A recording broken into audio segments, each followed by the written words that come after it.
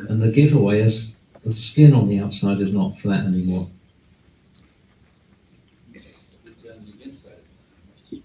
It's underneath, yeah, it's underneath the outside skin, so you can't see anything except the skin is not laying flat. That's only on the side where the door is. Yes, well, that's the only place I've seen it. You're looking at the co-pilot side of the airplane. Oh, good. Yeah, it's on both, there's steel. Next picture. That's the bottom of that piece, and that's what was buried underneath the outside skin. It's scary when you see it. Next. This is the lower rear corner of the fuselage, the cabin door opening. You see it's cold, it's actually gone right through. And this starts off with a little speck of rust that you poke. And it's like peeling wallpaper. You peel this tiny, tiny little strip off and you end up rebuilding the aeroplane. Next picture. Alan, Yes. is this only on the P models or the A models have it? I've only seen this on the P models. All this steel, it's only on the P models or the A models will have steel around I the think door? the steel is on all of them, but I've only seen the problem on the P model. Are these hangared or outside, you know? You can't tell where the airplane used to be. Yeah. You see what you see, you see it. I mean, who knows where it was. So you can't just Bondo it and repaint it? No. Oh. This was, I think this was on Bob's airplane. Bob was, so after seeing it on Bob Bliss's airplane, of course, then you have to take the canopy off to do this, to change this frame. And then we subsequently, now we're looking for it, we found it on 3 more airplanes, so there's 4 altogether with exactly the same problem. You have to get the windshield out to change this frame, because it goes all the way around. Wow. So now there's a repair scheme where you can join a piece in just at the base of the windshield on the left side and terminate it at the top and use doublers around it to put it all back together again. Is your suspicion maybe that in the P models where you're expanding and contracting, you're getting a separation that allows moisture to come in, you're cracking maybe what was an original sealant, a wet fade surface? Is that maybe why it's on the P's only? I'm not sure why it started there. We take care of a lot more Ps than we do 600s. Maybe Joel sees it on the 600s more than the Ps. Well, I've only seen it on the P models. Next picture.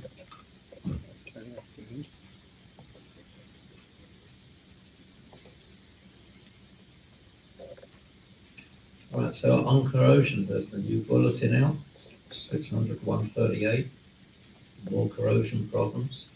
The P models have got these control balance tubes, which is a little push-pull tube that's attached to the bottom of a bell crank, goes through a pressurization boot and sticks out into an open void in the belly.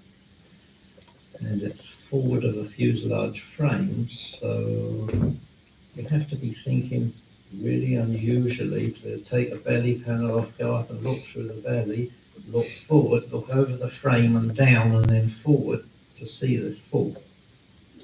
And I think that Aerostar were fixing the gear up aeroplane, so we're changing belly skins and had the belly skin off so the whole bottom is exposed, and they're looking up at these tubes saying, oh my God, look at these tubes. So sadly there's a problem with these control tubes. So when I got the phone call about these, we went up and looked at a bunch of Aerostars, found 3 of 6 Aerostars had tubes that were also rusty, and immediately put in the orders to replace these tubes. The new ones that are coming in are allodyne. The old tubes were silver in finish with no apparent protection and just caked in rust.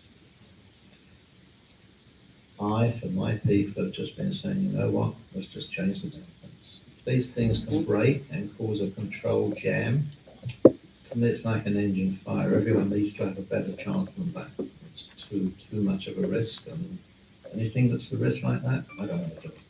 So my people, I'm saying, well, let's just change the tubes now. End of problem, and we don't have to worry about it. Did you get the two side of the floorboards? You have to take the rear floor out, you have to take these little bell cranks out, you have to separate the bellows from the tube without damaging the bellows, because you don't want to go changing those and then you slide the rods out. So I guess the problem I have is that, I've got a number 2 pressurized model.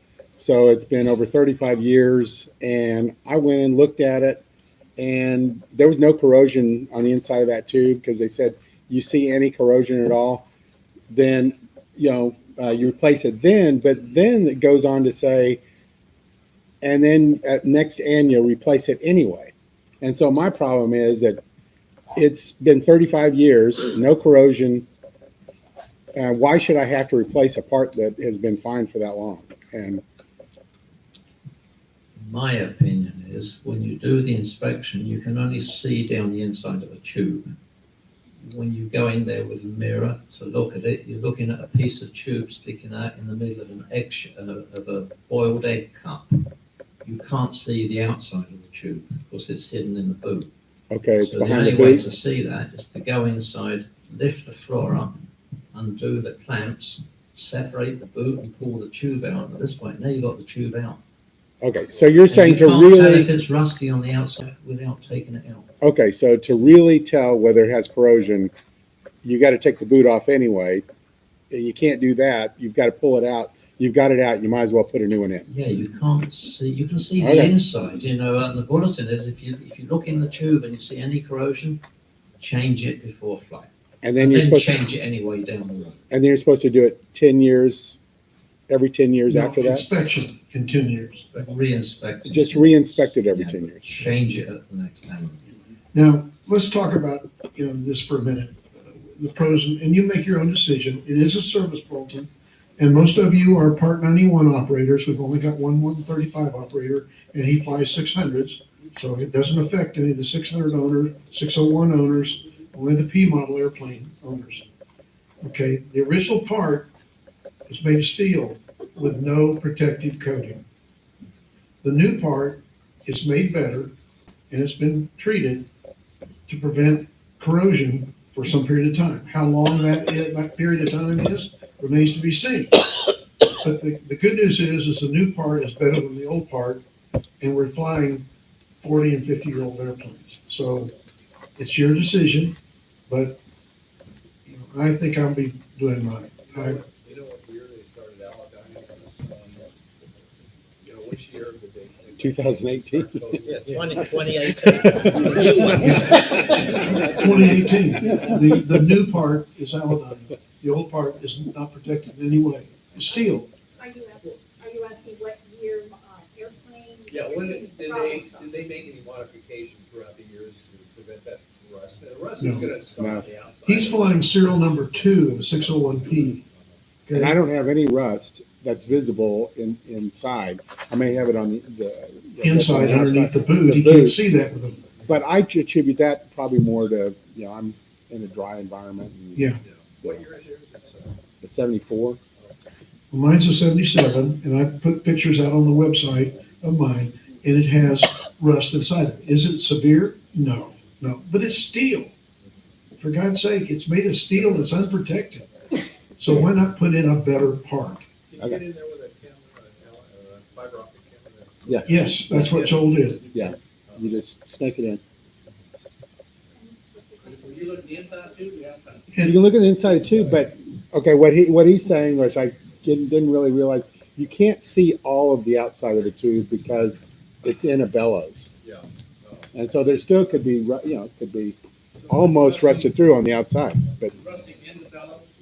I mean, it's rusting where the bellows is. Could be holding that or? Where it's covered up by the bellows, where it's rusting. And I think you had asked what the cost is. Each tube is $545. I think is what they are. Right. And you need to. Out the door. I'm talking about your time. Well, that's the thing, like, if you're gonna really do a good inspection where you're pulling the back floorboard and the bellows already, for another $1,050, replace it. My thought is that it's not gonna be a service bulletin or only a service bulletin for much longer. I have a feeling it's probably gonna be an AV. And it's probably gonna require replacement no matter what, whether they're rusted or not. So I would say if you're gonna do the inspection, you're gonna do it right, just get it done and, you know, just help, Jim finance, the jet a little bit more. That's all. Don't do that. The part is about 18 inches in length, somewhere on that length. This part of it, you can see it's inside the cabin, the pressure bulkhead. Right here. This is the bellows. You can't see underneath the bellows, is what Alan is saying, and I agree with him, you can't. And all you can see is inside that tube, and give yourself a general idea without taking it apart. Which side is the cabin on? The cabin's on this side, On that side. It's on the boat side. Okay. and the way you're getting to this is a panel on the bottom of the airplane. This is hard to see without having a mirror, and a better way to do it's a borescope. There's a pressure bulk, or not a pressure bulkhead, but a bulkhead sitting right here. What- Just a few inches And just, away. okay, it's easy to see, you see the push tubes going, and then you got the balance tube, and it's kind of down below it. It's open. So you stick the camera inside Yep, of that, right? yep. But it's tight. I mean, it's, Yeah, balance. But the problem is it's not just from the inside out, it's from the outside in. And when you look, you're only seeing the inside of the tube. You can't see the outside because it's in the bellows. right, but The they're bellows saying, is like 7 or 8 inches long, and the tube's only like 12. but they're inches. saying that, if you don't have corrosion on the inside, you don't have to shut the airplane down and do it right then. You can wait for your next annual. And, that's a good time to do all the other stuff underneath the floor when you have your annual and, Basically, they're saying that you can borescope the inside of it, but you're only seeing a small portion. It's like an iceberg. You're not seeing all the corrosion because it's actually probably starting on the outside, working its way in. So what you're seeing is a very small portion of the actual corrosion. And when they start pulling these apart, they found some of them, even though on the inside they just see little pits or whatever, they're halfway eroded around the outside. Right. So it's much worse than what you can actually expect. That's why they're not giving you any leeway. They're saying if you see anything, replace them because chances are. okay, it's worse. but these aren't the actual control tubes, so. No, but what they can do is they can break, And fall bind, down, and jam the controls. oh, they could jam it, Yeah, okay. so I Okay. mean, even if you lose both engines, if you can control the airplane, you're okay. But if you can't control the airplane at all, and you're messing with controlling the airplane for what, $1,000? Yeah, right. Is it really, No, yeah. Right. It'd be great to take pictures of all this stuff, just, see all the rust. and- There's pictures on the forum site. Yeah. Sorry. And there's even pictures on the service bulletin. They included, No, just the actual tubes themselves. The bellows, I mean, unless they're torn or there's something wrong with them, Rotted. rotted or something like that, I wouldn't recommend it. I mean, I don't even know what they cost. I can't What's remember. the They're about purpose? $300 a piece, 300 and some change. What's the purpose of this tube again? Can you explain? It's because of the airplane being pressurized, it will put forces on one side of the control. So they equalize the pressure, the equalization rod, basically. The bellows on the control rod, and that's right. Control rod. Because it's to the control rod, so what's happening is it's trying to collapse that, basically, push it one way. You need an equal and opposite reaction. It's balancing it. Here's the aileron and the elevator, push rod tubes. When you pressurize the cabin before this existed, you would just push this bellows flat and you would have less control of the airplane. I'm sure probably I wasn't there, obviously, but I'll bet what happened was that this didn't exist in the beginning. And they flew the airplane, a pressurized airplane, and found out they had a problem with the flight controls. It didn't perform correctly. So one of the engineers says, I got it. We need to balance the load. And they came up with this. That thin line rotates then. Yeah, this is a lever arm. It pivots from. It's a bell crank. It's a bell, yeah, that's one way to say it. Alan said it right. It's a bell crank. It's pushing to equalize the pressure on the side. And I have suspicion that it was, the P model wasn't the first airplane built. The 600 was, and the 601. And when they got into, there were 5, I think, 601s converted to pressurized models in the field, weren't they? Before my time. Yeah, I think one of them was 45 Lima Lima. It was one of our members' airplanes. It was a field conversion. Pressurization back then was only 3¼ pounds. It was not much when they did it.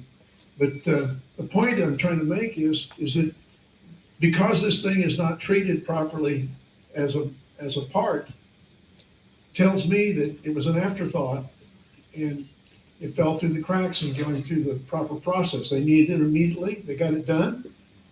No problem for 35 years. Okay, so let me just point out something that seems obvious to me.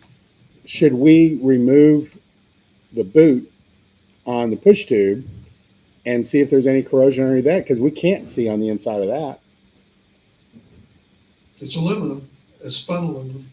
Okay. It's a different material and they're treated. Yeah, that's true. You're talking about the primary control tube? No reason to. You've never seen one of those corroded at all under the belt. In the wings, In the wings. behind the engine. In the wings behind the engine from the exhaust grease and gases. crap. Yes, I've seen them with holes in them. Okay. I think, Alan, you probably too. But while we're doing it, we don't need to tell our guy to, hey, go while you're at it, take a look at that. Don't worry about it. Okay. It's probably fun. But it looks like to me this was because of the lack of treating of the metal and things were going on. It was an afterthought. It was, oh my gosh, we got a problem. Well, how do you fix it? Some engineer came up with it. It didn't go through the proper channels there at Ted Smith Aircraft. I'm making this up as I go, but I'm always wondering why something doesn't get treated properly. Well, they were anodizing metals, steels, but then you can ask the same thing about the steel on the side of the airplane. The pictures that Alan was, those weren't anodized, were they? But Ken, to answer Joel's question, it may not be a bad idea to pull the bellows off the primary control surfaces. No, it's not a bad idea. If you're It careful, won't you take very shouldn't long. hurt anything, if you're careful. Yeah. So, The problem just to is, slide it these back a little parts bit. you're dealing with are very old, and you could get into, yeah, But if they're that well, rotted, then maybe it's time to replace them And anyway. nobody thought to look at those either until, like Alan said, they were going to gear up, Right. repair. Sure. All of a sudden, it's like, whoa. So But the who ones they knows showed were if the primaries might have an issue on some airplanes too. If you're there, you're already doing the job. How much more would it really take? Are the replacement balance tubes steel or aluminum? they're steel. The new ones are steel, but they're anodized, But- Yeah, they're treated. which is gonna make a better product out of it. It's, Okay. so you're taking something 35, 40 years old and replacing it with a better product. That's a plus in mine. Does Jim have it ready to ship now? Yes. Yes. Now, there are some difficulties. Alan, talk about the links and things of this nature and what's going on with that. First ones that just to clarify the boots on the controls, when they went to the pressurized airplane, of course, you can't have a pressure leak out the cabin. And we've got all these push-pull rods exiting the cabin and pressurization is leaking out around the tubes. How do we fix the leak? We'll put rubber boots around it. That was when they realized when it gets pressurized, it squashes the boots, which pulls the controls one way. So now you can only do climbing right turns if you're a people. So when they first went to ship out the tubes, they took some tubes out of a second airplane of theirs and found that they were a different length. And suddenly there's a question, can the end of the tube hit the frame behind them? So they stopped shipping to find out what should the length be. That's why they now came out with a bulletin about checking the right dimensions of them. So the ones that we took out, all 6 of them were like 10 and 5/8 of an inch long, the length of the tube, not including the welded fittings on the end. So you had to send them to them, they cut them to No, length? I measured them.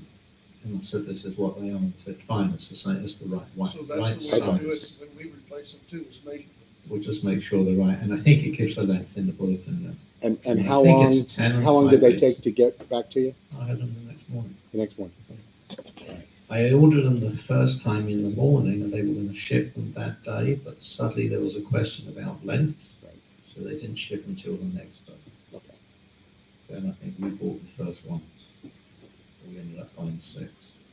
So we checked 6 airplanes and we've changed 6 tubes in 3 airplanes. And how The other many, 3 were fine. So no installation complications when you receive the new part? No, the only strange thing that came up is the tube is, let's say, 3/4 of an inch diameter, and the outside of the boot that attaches to it is about 1 1/4 inch. So on the end of the boot, there's a rubber block. So the assumption was it's a rubber block. But when we got the tubes out, we found it was a spiral strip, like 3M tape, like a roll of stamps, and it unwound. It wasn't just a block of rubber. So on the second ones, we realized you have to be a lot more careful, and they're a tight fit on the tubes. They don't just slide off. They're a really snug fit. how did you get them on? can't lubricate it, because you don't want it to move when it's in use. So how'd you get it off? We levered it, but really, really careful. And to put it back in, we put the spiral rack back in and put some glue on it, so that it would stay like that. This is all part of the service bulletin? Well, the service bulletin is just take them out, change them, and put them back in. Okay, It's never- Okay, so it's not as easy as No, it's one like, it's one like, might think. no, it's like section 57 or whatever is in the manual says, change the engine. Yeah. Put it back in the reverse order. so this Gee, might, thanks. so if our guys get into it and they, or even this or anything else, can they, do you guys mind them calling you, or if I call them and hand the phone, would that be okay? Joel and I have already come to an arrangement. If it's anything when I'm awake, you can phone me. And if it's anything when I'm asleep, you can phone Joel. And if it's anything we're both asleep, we're going to give you Don's home phone.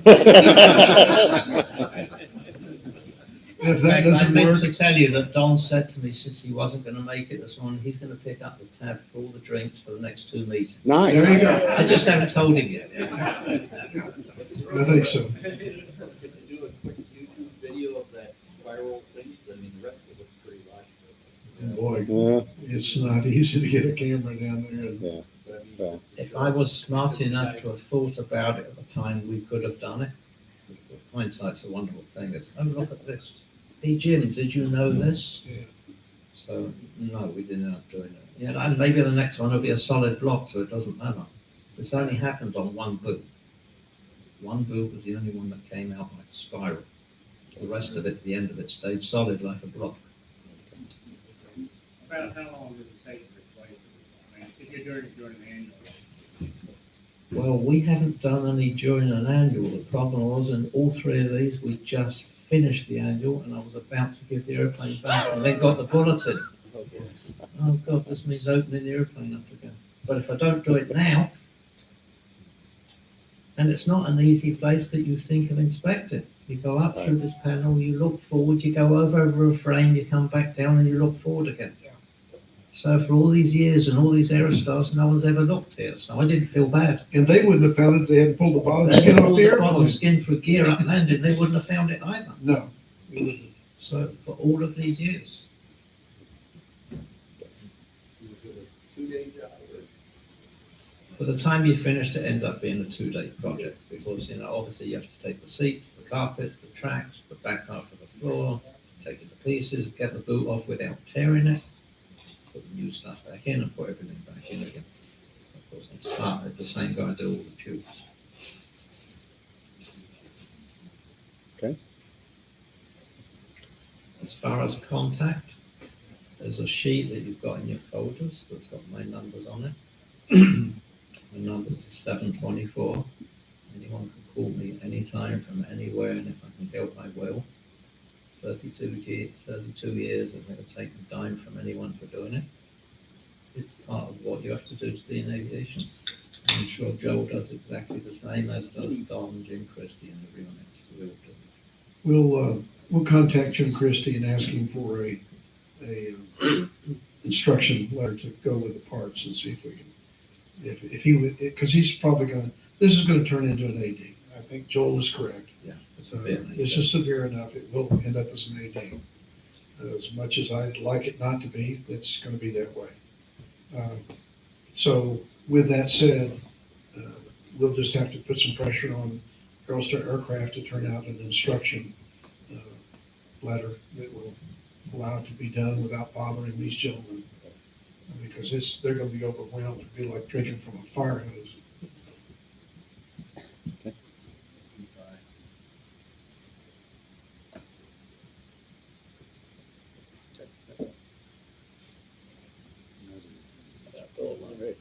I'm sorry, what? Door light. Door light. Anyone, the door child light coming on is right?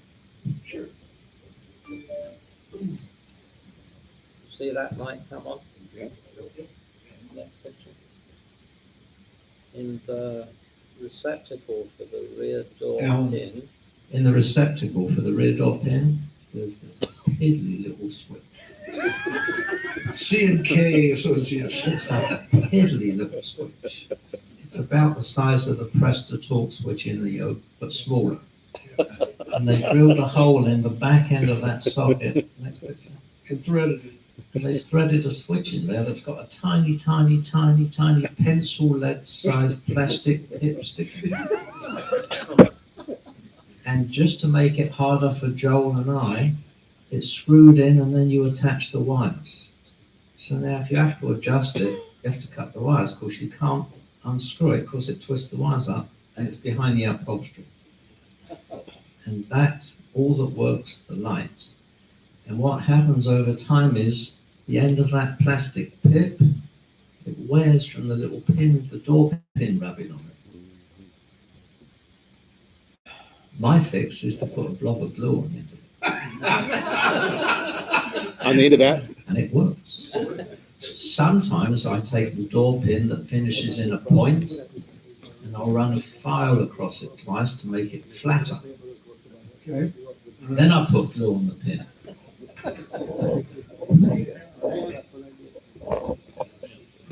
What glue do you use? Gorilla? Anything that dries hard and solid. Like Like an epoxy? Yes. What would be wrong with a fix that makes this end, you cut the end off flat, you tap it, and you put a screw in the end of it that maybe has a locking nut in it to make it adjustable from the pin, instead of having to go in and rework that switch every time? Is there anything If you wrong? did that in the very end of the pin and you didn't structurally weaken the pin, I guess there's no reason for not doing it. Okay, But when you realise there's like 2 tons load on those few pins that are holding the door out. that's true. You know, picture standing a car on the cabin door, thinking what's happening to the pins, because that's what it's like in flight. I have not done this. I thought about it because I would have to take that switch in and out, in and out, in and out, trying to adjust it. And every time we'd go to a different altitude, it needed readjusting. The first complaint came in, well, when I climbed above 12,000 feet, the pressure vessel expanded and the light came on. And then I adjusted, well, it made it to 16,000 feet. Then it made it to 20,000 feet. Just ridiculous the way it's put together. And what about making a little disc out of cardboard and sticking it in there? You can't, cardboard's too thick. Yeah. It is really, really sensitive. Paper then. That would work, but you've got to get it to stick to the little plastic pin. It's- It's a silly little adjustment and it's a crazy idea. And it's a very light duty switch. I mean, you can screw it in too far and push the switch guts back out the back side of it. Done it, been there. Never done that before. But I can see how it could happen. And talking about doors, anyone had the cabin door lock break when they were outside and the door was locked?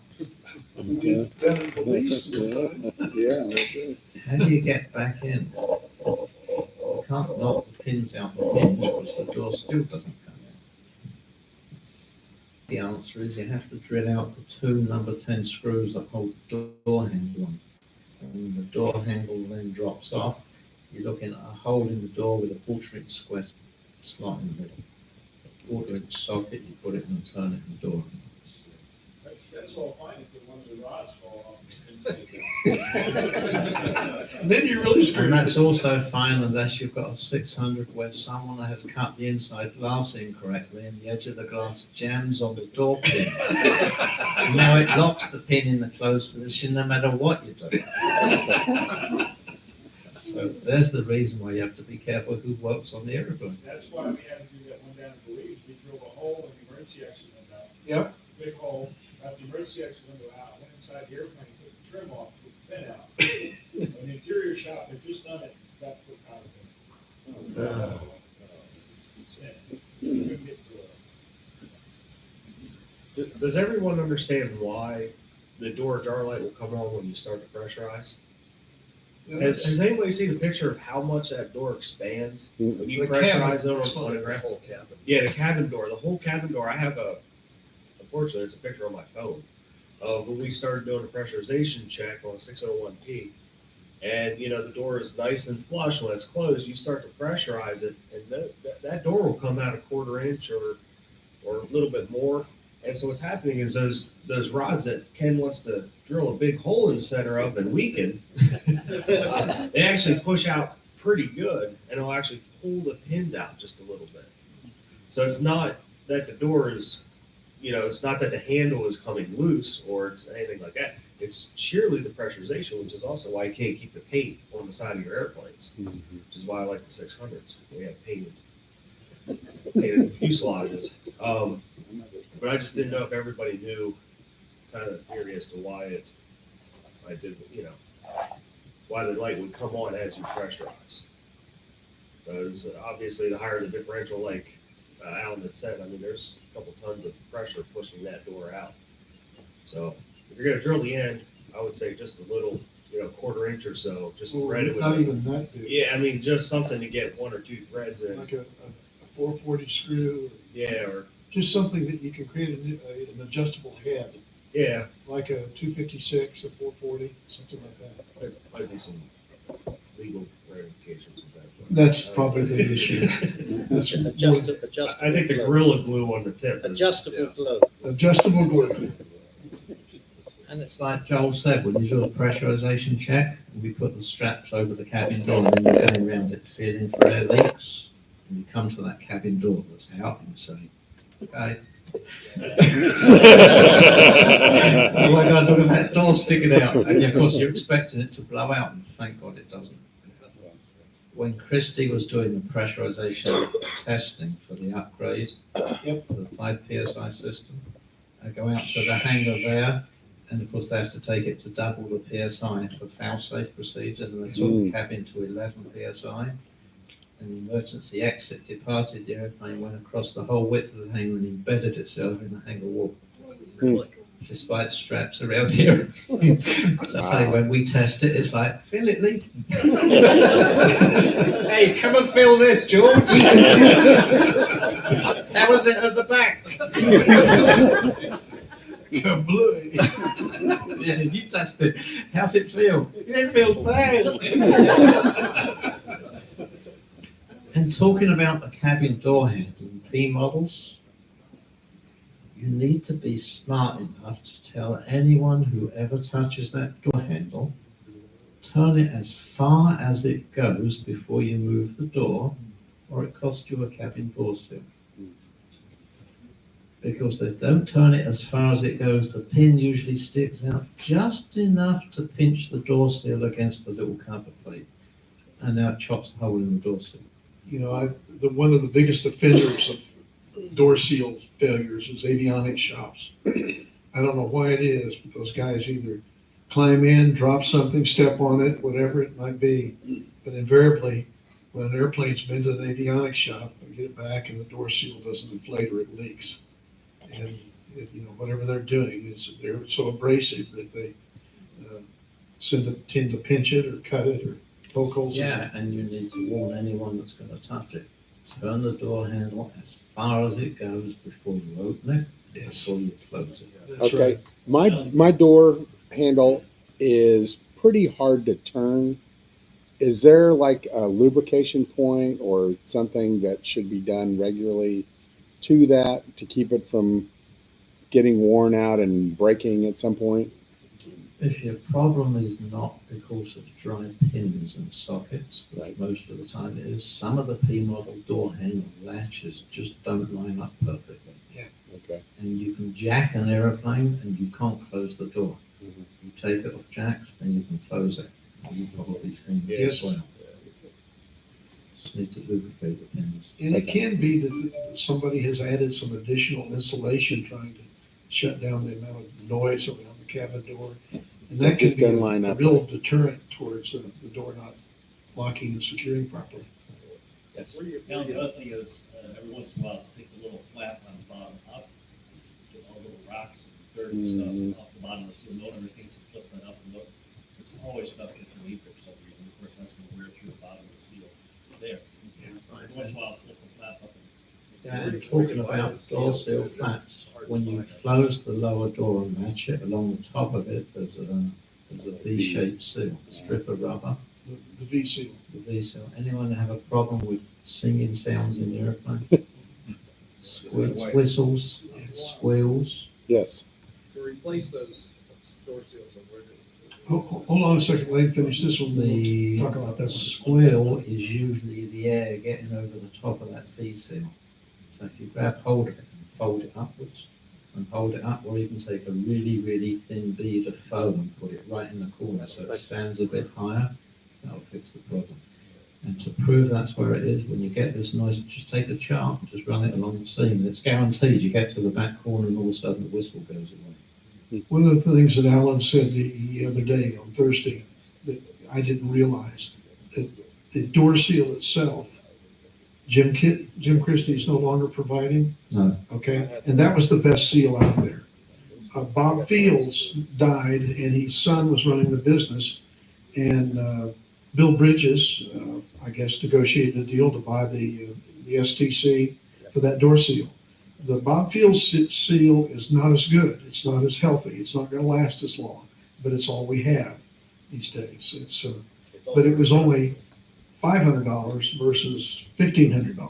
So you get what you pay for in the case of the door seal. Wasn't also true that the one he has, though, you could fix with RTD, while the old one you really couldn't? Or- No, the one that Christie provides can be fixed. And Joel, Alan, I thought taught us.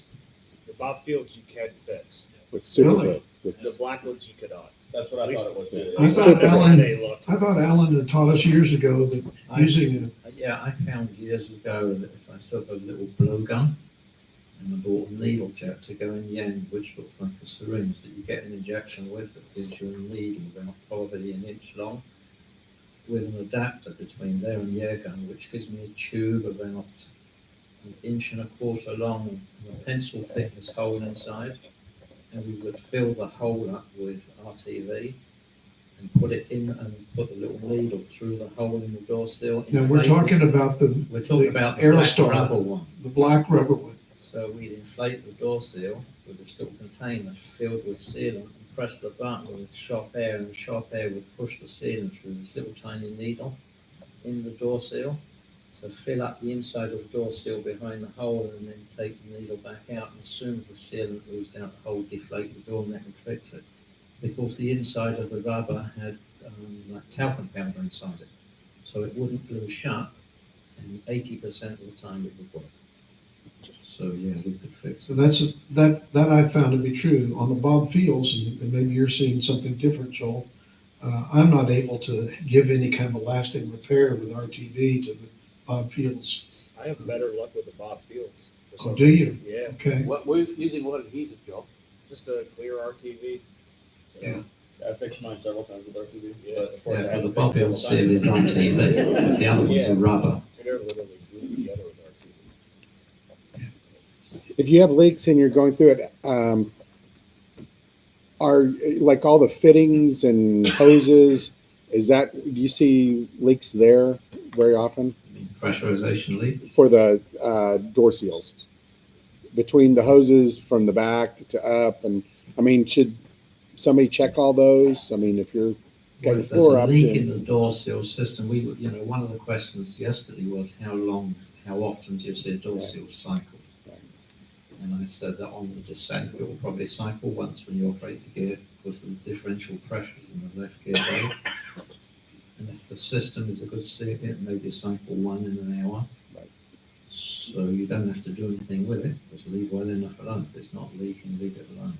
That's it. Very often, if it cycles frequently and it's not a leak in the door seal, do you remember the door seal solenoid I pointed to at the back? And said there's two solenoids, one on the front that lets it in and one on the bottom that lets it out. Right. If the bottom one doesn't seal properly inside, it bleeds out through the holes in the solenoid and you can't find the leak. Yeah. Because it bleeds out through these little tiny pinholes So- under the solenoid. So replace the solenoid. You can find another solenoid, yes, Okay.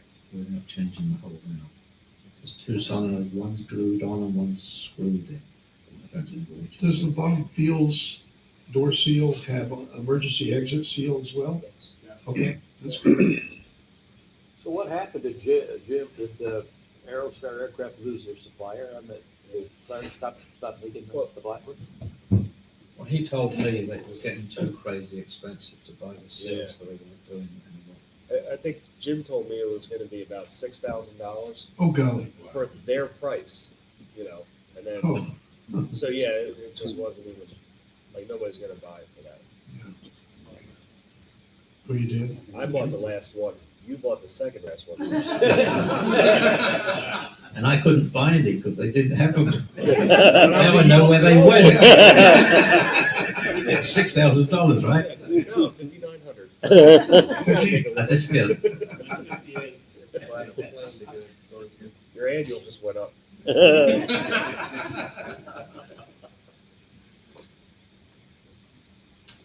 On the pressurization leaks, the most likely leaks is where the wire bundles exit the sides of the fuselage.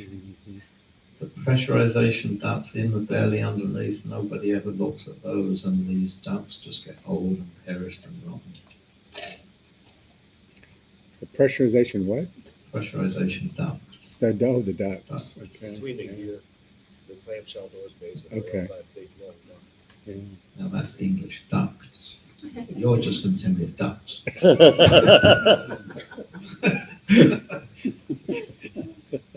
Next. If there's more. There's no more in there. Let's see.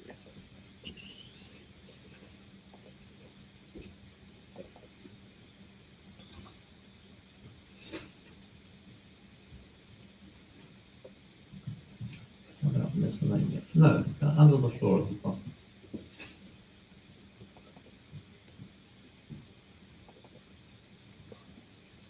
This is what happens when you get a leak through one of the gear or the flaps selector and the seals go. And it can just fill that whole area up with oil, hydraulic fluid. And very slowly, over forever, you see leaks under the belly. And it just oozes out forever.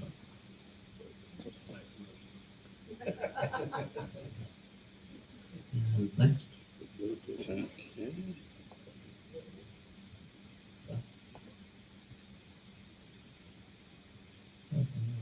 How about miscellaneous?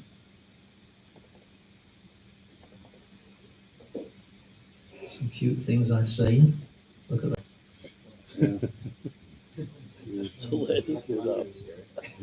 Next.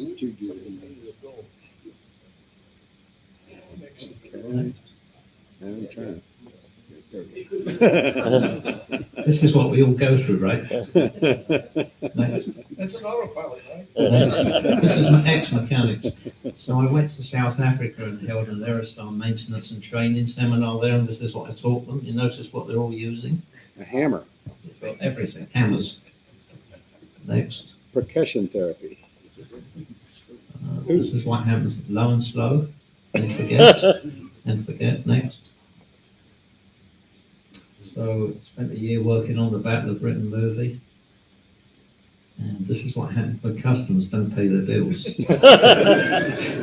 get our own back. Next.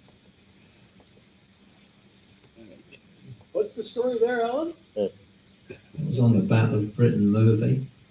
And in the movie you see hangars getting bombed and blown to bits and set on fire, and this without anger at the end of the movie. It's part of the sequence. All customers not paying the bills. Okay, back to some more interesting things. So you guys do a pre-flight and you walk around and you wiggle the elevators. How many people ever wiggle the rudder? I'm vertically challenged. You need to occasionally get some steps and wiggle the rudder. The free play limit across the elevators is like 50,000ths of an inch measured at the hinge, at the trim tab hinge. That's like the thickness of a pencil lead. It's like nothing. So you get up, Joel sees this as well, you get up the steps and you wiggle the rudder and it moves 4 inches. No one ever checks the rudder. It's the same limit for the rudder as it is for the elevator. How many of you use the rudder? What's the rudder? Yeah, this rudder is the bit at the back that does this. And that's without you touching it. So the elevator, and I'll just pass this along because some people go in there and they say, well, I'll just replace the one that they can get to or the two, and you're going to lose the free play when you come check it, but it's only being held by, to properly do it, it has to come out, right? That, So He's talking about the elevator. the two elevator. elevators are attached via flanges to 2 tubes. The 2 tubes are attached to 2 universal joints, and the 2 universal joints are attached to another tube, and this is all bolted to the rear bulkhead of the airplane. And the rivets that hold all this stuff together are called cherry rivets, which is like a glorified pot rivet. And if they're not beyond perfect when they're put in, they start to wear in the holes, and once they start wearing, they totally wear out fast. And the universal joints wear. So now you can wiggle the elevator up and down, and nothing else moves except the one elevator. You can come to the other side and wiggle it up and down, and it can move twice as fast, twice as far as the other one. And the only way to fix it is to either change the universal joints or to change the worn out rivets. The interesting thing is you can always tell an airplane that's had one universal joint changed. If you stand behind the airplane, and you all may want to do this just for the hell of it, stand behind the airplane and line up the elevators in the nose down position, full down, and look along, there's a row of rivets along the top of the inboard end of the skin, on top and underneath where the skin is riveted to the inboard rib. And if you stand back and eyeball along the top of the row of rivets so that you can see your square, and then without turning your head, look at the row of rivets on the other side, and the odds are they're going to be. And you can always tell when an airplane's had one universal joint changed, because when the universal arrive, they have a drilled pilot hole. And if the shop puts them on using that pilot hole, they're in the wrong position. And I bet if you all look at your Aerostars when you go outside, I'm going to bet half of you the elevators are not exactly the same, which is what they should be. One's going to be higher than the other. and that's going to slow you down. And one may the airplane turn, but not very much. Again, I'm sure you've seen this a million times. So does everybody know how to check for this elevator play we're talking about? So you have somebody else push it down, and then you go back and look. No one has to touch it. You just stand behind the airplane.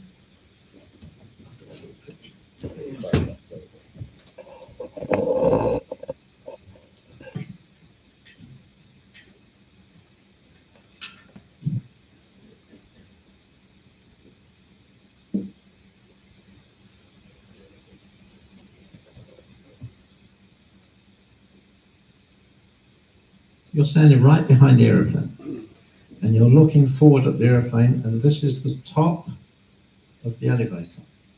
And when you look forward on the elevator, either the elevator is going to look down, or if you move back far enough, you're going to be looking right at the trailing edge of the elevator. So you're looking at the trailing edge of the elevator, and there's a row of rivets on the top and on the bottom, both sides. And eyeball it so this row of rivets is perfectly straight to your eye. Okay. And then without moving, turn your eyes to the other elevator. You should be seeing exactly the same view with all the rivet heads. If one side you see like the back rivet head, and the other side you see all the rivets, you see the elevators are. So you don't have to do anything. Just stand there and look. Okay. And I'm willing to bet a coffee that half of them are misaligned.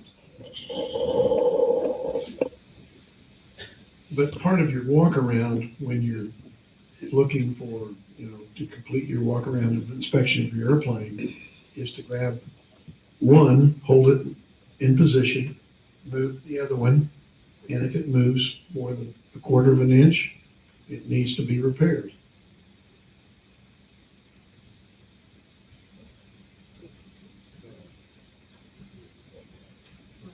How about windows?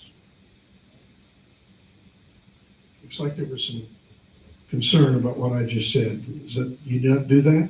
You don't check your elevators? Make sure. 4 inches is a lot. Yeah, quarter inch is a little over the limit. 50 thou Yeah. at the trim tab hinge line. 50 thou is the thickness of the pencil lead. Right, okay. I don't think there's any airplane out there that'll not move more than 50,000. Ours are. You don't own one, Ours are Alan. perfect. Ours and all those we touch are perfect. 50 thousandths of an inch. That's the thickness of a pencil lead. Right, That's less than a 16th okay. We'll see. of 6/2. Alan, you're talking about the amount of play one compared to the other, or? No, the total play from down to up on one elevator and on the rudder. But the universal joint, it has a little bit of play. Right. Yes. Okay, so how do you hold still the universal joint and then test it? Well, you feel the play, but at that point you don't know where the play is from. Right. It can be a bunch of worn rivets, and it can Or be a the worn out joint itself. universal Oh, joint. yeah, right. Okay, So you but don't either, know where it's from without investigating. so if you're going from side to side though, when would you we want to, don't do that. You're checking this one, then you're checking that one. you're locking it in up You're there? not doing anything. You're just holding the elevator and you're moving it. Oh, okay. Okay, that's different than what And you're holding the other one. what I learned from and moving it. Piper years ago. Yeah, Bring it up to mid. they were like Yeah. this. They were basically holding one down and pushing the other one up to see what kind of movement. Basically, the 50,000ths is like Joel said, there is, when you put a brand new universal in, there's a little tiny bit. Oh, of sure. play. There's probably 50,000 of play in What it. they're, basically what they're saying is, if you start having rivets that are worn and stuff like that, you're gonna Right. go from, 30, 40,000s play to a good bit, relatively quick. But like Ken said, there are some, most of them are probably gonna be a skosh over 50,000s at the trailing edge, which is kind of where you're Yeah, grabbing. it's a lever arm. It's kind of, Yeah. you're, Pivoting back here. Yeah. But you're not measuring it at the trailing edge.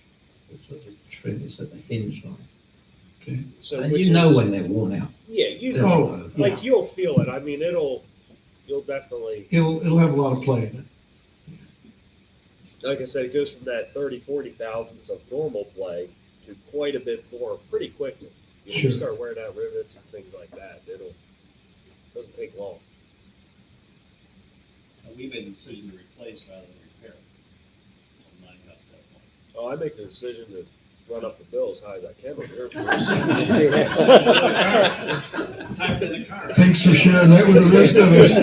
You just lost potential customers. No, it's just Bruce. And it's funny, because when yours was in for an annual, he phoned me and said, I need a new car. And he bought a new Camaro. I saw it on Facebook. Yeah, Bruce had just gotten an annual done. I've enjoyed sponsoring all of this. Hey, you drive them though. Baby needs new clothes. So the Aerostar has this piece of paperwork that goes with it called a type certificate. And the type certificate lays out all of the information that's required and what's in the airplane and what isn't, and what's got to be there.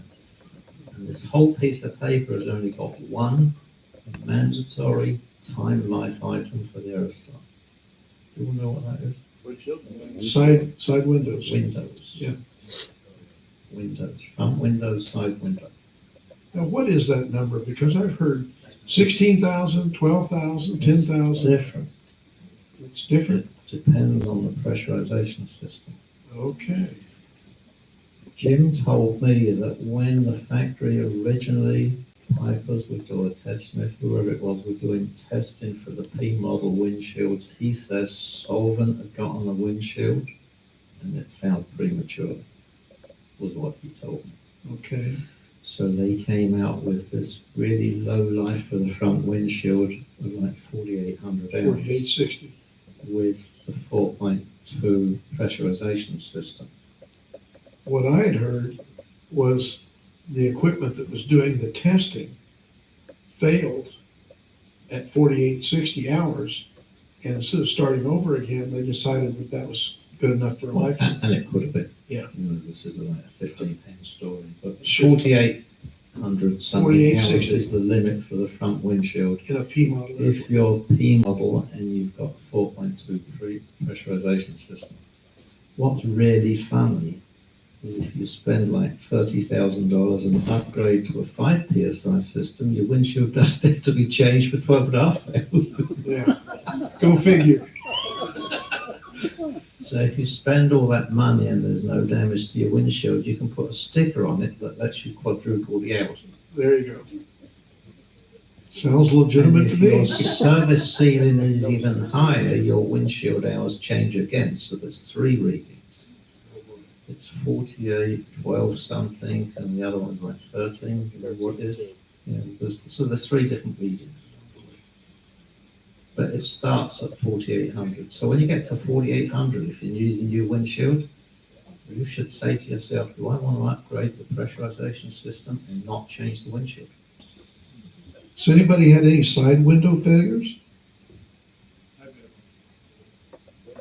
Failures as in departed or cracked? Just had a chip in it. It's not uncommon to see them crack. They crack across the Which whole one was it? location. Each one of you individually? Which one? In my case, it was the one just behind the pilot, and it was a crack, a diagonal crack across, about 4 Behind inches the out of the pilot. corner. Jack, where was yours? Behind the co-pilot, Behind the co-pilot? Okay. same way. I've seen 3 co-pilot second window, and I've never seen one of what Sandy experienced. I think when mine cracked, and I know when it happened, but I picked some street turbulence. It was like a hammer. Wow. And I didn't know it had cracked, but on the ground, when I had it in the shop, the guy said, you know, you got a cracked window. I said, no, I don't. And when I go look at it, I said, well, I've never seen that on a pre-flight before, so that's probably what had happened, just the stress on the fuselage during that turbulent encounter. I may have done it, I don't know. Do you think ice chips weaken that wind? I mean, with given the positions on both sides, the prop throwing ice, could that be the entree into a crack window? Well, we've changed window behind co-pilot and co-pilot, and window behind pilot, and rear left and rear right. All of them, because they were cracked. Okay. And only one of them, the pilot, knew. And we've also changed the co-pilot one that had a bullet hole through it. And we never found the bullet. Did you ever find the co-pilot? That's the question. It happened when the airplane was parked, I'm relieved to say. Obviously, the door was open.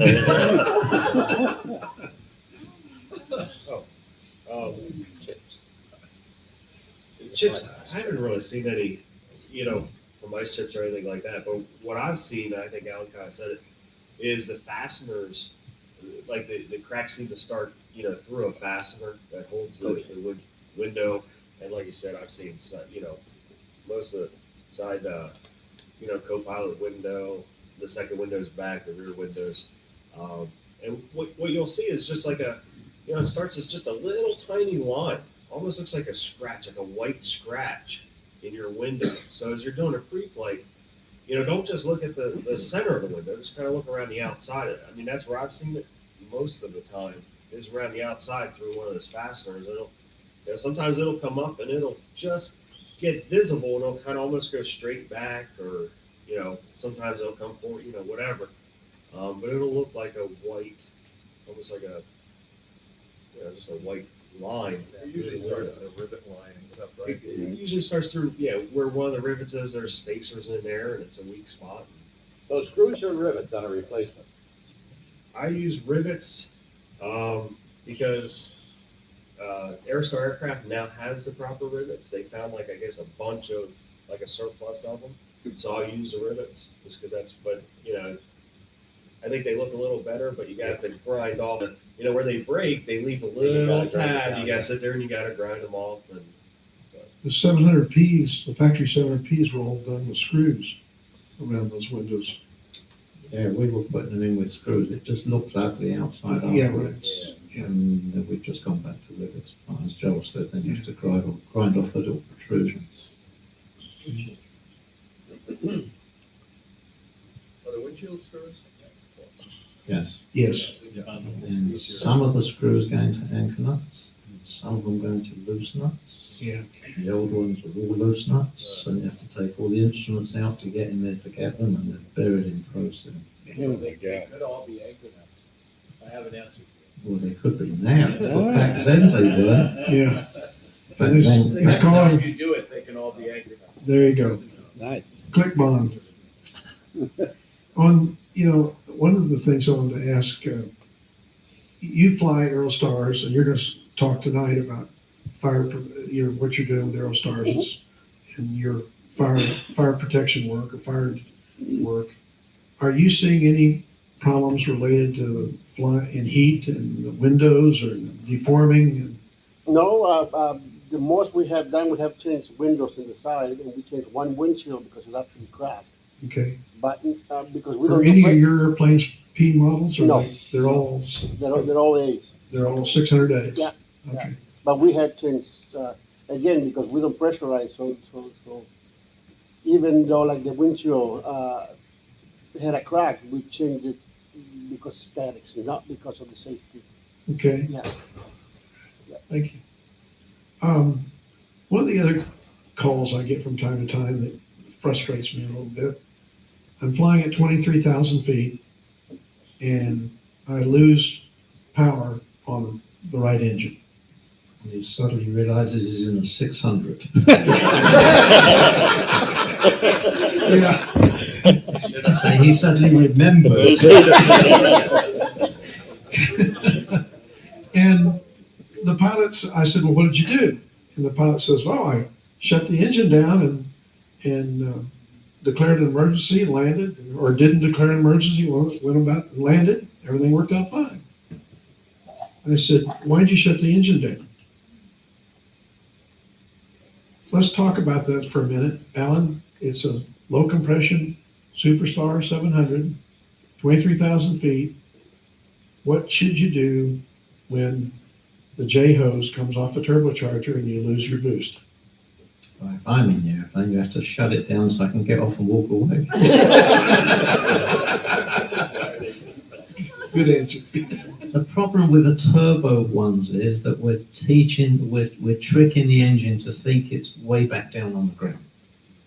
We're giving it a false atmosphere. And when the turbo duct or any of the ducts suddenly blow off, the airplane suddenly says, hey, I'm not on the ground anymore, I'm up here at altitude and there's no air. And I can't breathe. And the injector But I've got all this fuel, what do I do with the it? injector servo suddenly runs way, way, way rich. And you end up getting what's called a rich cut. And if you pull the mixture control back, you'll recover some power. At 23,000 feet, you won't get much because you're losing an inch a thousand. You'll get some power back, but and the engine will run. So first thing maybe should be pull the mixture control back and see what the engine does. Exactly. If you get some sort of recovery, you know what the problem is. And second, it'll improve because even atmospherically, as the atmosphere is increasing an inch a thousand, you'll get some more power back. So I would say the first thing to do is clean the mixture and see what happens. Right, don't feather the engine. It's making some kind of power. Keep the engine running. Land with two engines, not with one. You can watch the EGP to determine if the engine's making power. It's gonna be making so little power. I lost them at 21,000 feet the same way, and I think I got about 10 inches manifold pressure in the engine. But you really watch the EGP, you still have the differential horsepower. But if you watch the EGP come back up to the median, at least you know you're making some power. Right, engine's still running. You might mention that that can happen at low altitude too, because in the 700, 42 gallons per hour will rich out even at lower altitude on takeoff power. 13-to-1 ratio, 13 parts air, 1 part fuel, and you play with that ratio in any way, and it doesn't run effectively. And another interesting thing is if you're flying along and the map suddenly drops off, is it real? Here's a really good example. In this instance, it was a P baron.